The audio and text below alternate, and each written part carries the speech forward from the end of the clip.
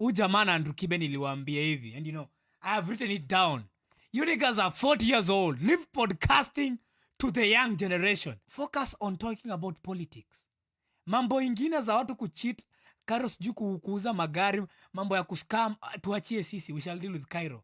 Kairo is a Gen Z, and as a fellow Gen Z, it's my responsibility to take care and to handle the situation, to handle the case. Mwafreeka, this is my warning to you. Stop meddling in Gen Z affairs. So the latest news ni Khalif Kairo amekuwa arrested again. And najua ukisikia nikisema hivyo unaanza kuanda, is this a video from January ama what's happening? Am I repeating myself? Hii ni video ya 25th of March 2025. Yes, Khalif Kairo amekuwa arrested again. And for mimi bado na watch ile interview alifanya na Eric kwa Every Other Time with Eric. So I'd even done another reaction video ile nilikuwa na mu advice on why mademu ucheat on yeye. So na check hata kulikuwa mpaka ilikuwa hii video ilikuwa ready ku drop, but sasa imebidi tu hold back kidogo. So video ilikuwa inaitwa Why Girls Cheat on Kairo, cause nilikuwa na react to one part where aliulizwa na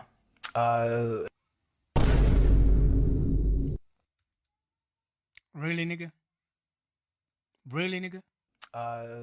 Eric, that kwa nini alienda pa kipigia bibi ya mtu like saa 6 usiku kumwambia that the husband was cheating, and aka end up ame reply why.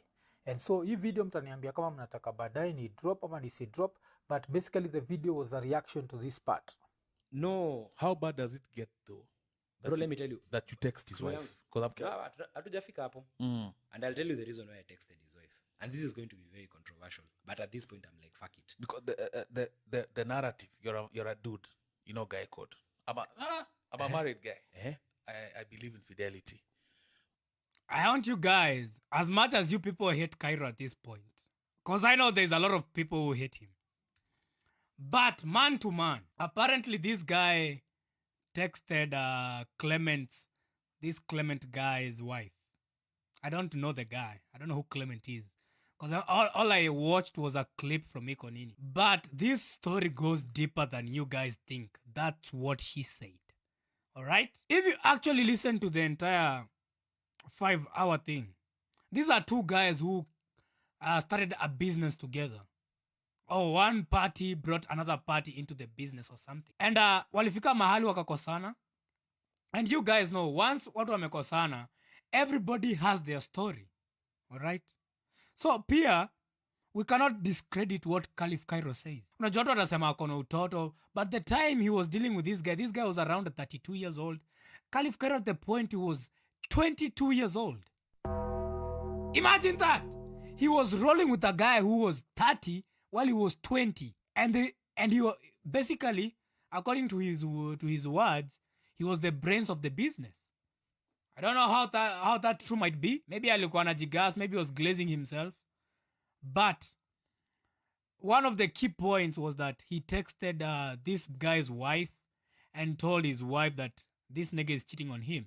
At first, Ademi was like, why would you snitch on a nigga hata kama mmekosana, you know? It did not make sense to me at that point. But he gave a reason as to why he texted this Clement's wife. And I want you guys to hear it from him, not from me, all right? All right? The calling of the wife happened when they were still friends. I know, but he had a reason as to why he did it. And I want you guys to hear the reason. For the people who don't know the reason as to why Kairo texted this nigga's wife. Take a listen. But I would never snitch on someone for infidelity. Let me ask you a theoretical question. Let's assume I'm married. Will you sleep with my wife? Of course not. Thank you. What's your point? Clement had affairs with 2 women I was dating. I check your part where Clement had... Now I'm going to ask you. All the guys in the chat, if it was me, Vigilante, who has slept with 2 of your girlfriends, would you let it slide? Or what will you do? Will you text my wife and tell her, your man's cheating on you? If it's true, he's clearly justified. I don't care if you're gonna call it immaturity, but if Clement slept with his girlfriends, it's justified. Call it childish all you want. The guy is clearly justified.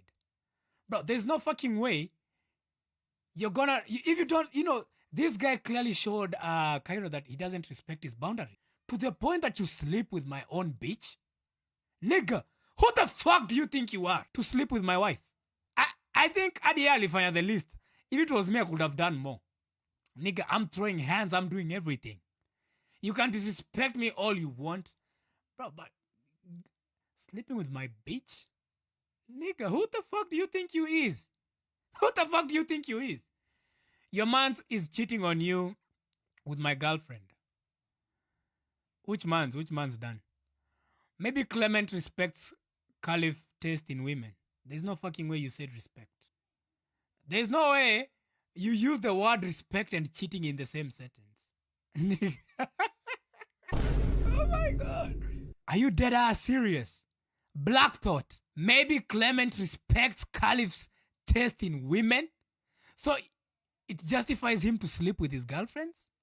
Does it make any feasible sense to you? What the fuck are you saying?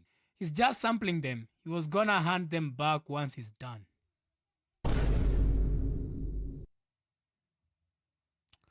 Clearly, this guy is just a troll. He wants to be funny. He thinks he's funny. And we're gonna give it to him. Nigga thinks he's funny. Just wanted to experience what Khalif was experiencing. Oh my goodness. I don't know what to say to that. Dan says, si umesema Clement alikuwa anadishi mangeus wa Cairo. Saa si hiyo ni Cairo anaenda kuambia bibi ya Clement. Saa si hiyo ni Cairo. Dan, what the fuck are you saying, bro?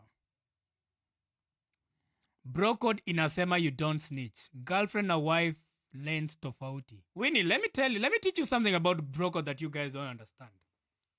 So bro code is deeper than you chillers think. Bro code is not the fact that you and I we are men at kuna bro code by default. Bro code is only given to a few selected individuals who you give them your respect as a man. Alright? Mse unajua, this guy has your back whether through thick and thin. Akona wewe. But if this guy is actively sleeping with your bitch, the bro code is dead from there on. Okay? That brotherhood is dead. Hapo hakuna bro zone anymore. So, Clement broke the bro code. So even if Cairo snitched on him, he was paying. Unajua, angetaka angelala na bibi yake, but nigga, as I said, he was 22 at that age. This nigga was 33. Plus, you guys have to take it to account that Khalif Kairo was 22 years old, 23, 24 maximum during all this fiasco. Could be wrong, but I think he was around 24, 25. Alikuwa that age of maturity. So obviously he's gonna do some dumb shit. He's gonna do some dumb shit. If it was me, nigga, I'm throwing hands, nigga. Anyway, I'm lying. I'm lying. You cut me. Okay. I'm lying. I would have done nothing. Meaning it after today mwingine, to be honest. I don't have time to fight over a bitch. Nigga, I got no time to fight over a bitch, nigga. Let me tell you, vigilante, if you find yourself in a point where messing with someone's wife, dude, you're just be lame. That's not a girlfriend. Alright, that's my boy Dan. Actually, Dan, give the story that when we called your girlfriend. Yo, guys, I was here the last time. This nigga gave me his girl's number. We called his girl on stream. Okay? I asked her to name the name of her boyfriend so that she can be given a gift. Guess what? She said she's gonna remain silent. And I don't know who's gonna tell my boy Nard the truth. Who is gonna do the dirty work for me? I know. Future, come here. She belongs to the streets. Thank you. Nard, first of all, fix your house, bro. I've not forgotten. Cairo is puny. Why do you people hate Cairo so bad, though? I don't understand why you niggas hate Cairo. Bro code only applies to friends, not associates. Thank you. So, Cairo and this guy were not brothers. They were just business associates. Who, one associate aliamua. Nawambia, ikitu ilikuwa deep. And you know, Mwaf is a fucking liar because ameclippy part yenye Cairo alisema hivyo. Actually, let's finish this before I go deeper to this topic. Had an affair with 2 women I was dating. So kama mtu ameishi na amekunywa chumvi mob huku duniani, nikaamua kudo a video where I was advising him on how to make sure that the next time hajachezwa na mademo wake. Ujamana jonangala jola kila. Who do you think you are? Do you think you're a therapist or something, Mwafreeka? I want to advise him. As who? You're not his father. Nigga, go advise your kids. God, this dumbass idiot, bro. So yo white girls Vexing Cairo, me. I'm still debating kama maybe time imeipita, but kama uja watch Every Other Time with Eric episode 36, make sure me watch. So now I want to go back to history ya Cairo. So Cairo amekuwa arrested today, and I think problem ya Cairo waga moja. First of all, it's the arrogance. Like one of the images coming from his arrest ni image yuko na handcuffs and he's smiling. Najua, so kuna hiyo part yuko na handcuffs and he's smiling. Alafu pia kulikuwa na an actual video. It's very short, but What the fuck? You want him to cry? Do you want him to cry? Ndio ujue amekuwa arrested. Do you want the nigga to go on his knees crying? Utamana akili. Naambianga, this guy called Mwafreeka, yeye na common sense ni hivi. Wameachana na mbali. So because the guy was arrested crying, smiling, you need to attack the nigga because he was smiling because he got arrested. So what? So what? Yes, he was smiling. So what? So what? When did you start shouting? The day that niggas like Mwafreeka start talking bullshit. That's the day I started shouting. Okay. Ujamana Andrew Kibe niliwaambia hivi. And you know, I have written it down. You niggas are 40 years old. Leave podcasting to the young generation. You have no business online. You got no business, my nigga. Focus on talking about politics. Mambo ingine za watu kucheat, Cairo sijui kuuza magari, mambo ya kuscam, tuachie sisi. We shall deal with Cairo. Cairo is a Gen Z, and as a fellow Gen Z, it's my responsibility to take care and to handle the situation, to handle the case. Okay? You have no business in this jurisdiction, Mwafreeka. This is my jurisdiction. How about you stick to your own jurisdiction about politics? Stop meddling in Gen Z affairs. Mwafreeka, this is my warning to you. Stop meddling in Gen Z affairs. Focus on politics, you old ass fool.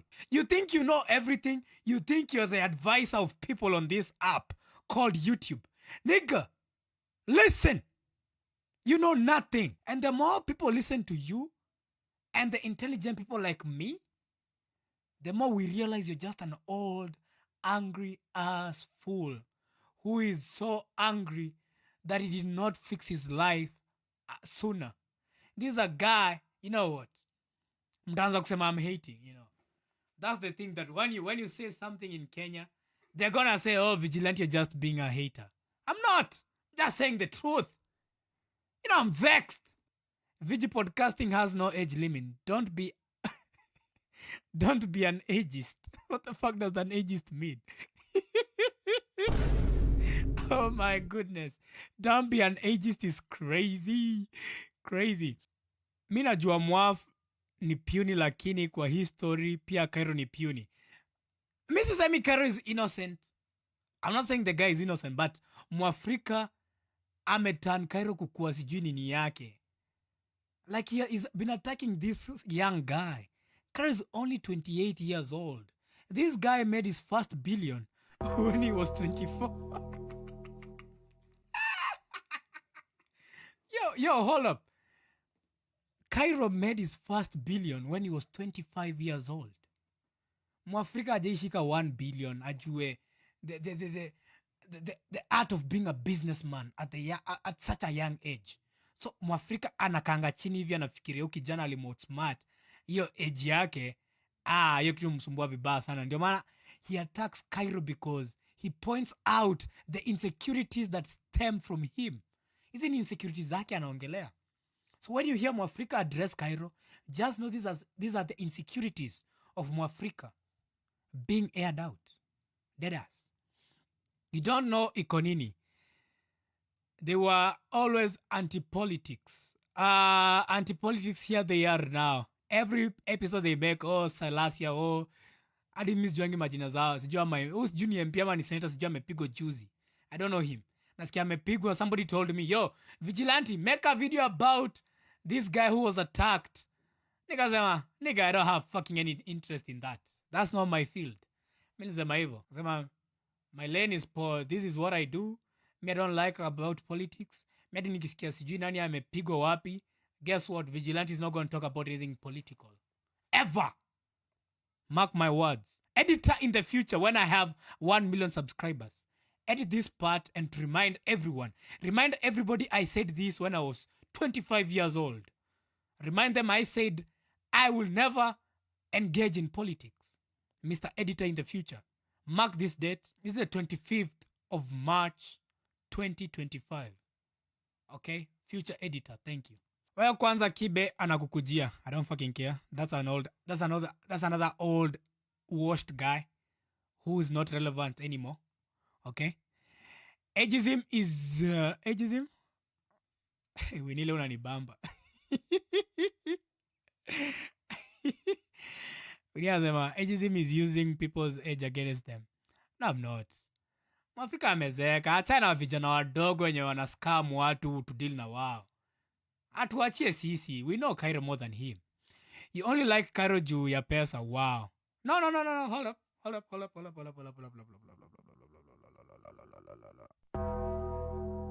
There is nowhere I've said I like Kairo. First of all I said, I think he's innocent. I didn't say I like him.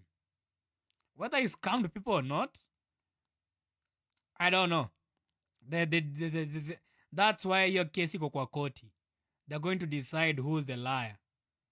But from where I stand, after listening to that 5-hour, maybe it was pure bullshit that he was spewing. Maybe ujamaa tu alikuwa atudanganya. Who knows? But one thing I know, Mwafreeka is out to get Kairo.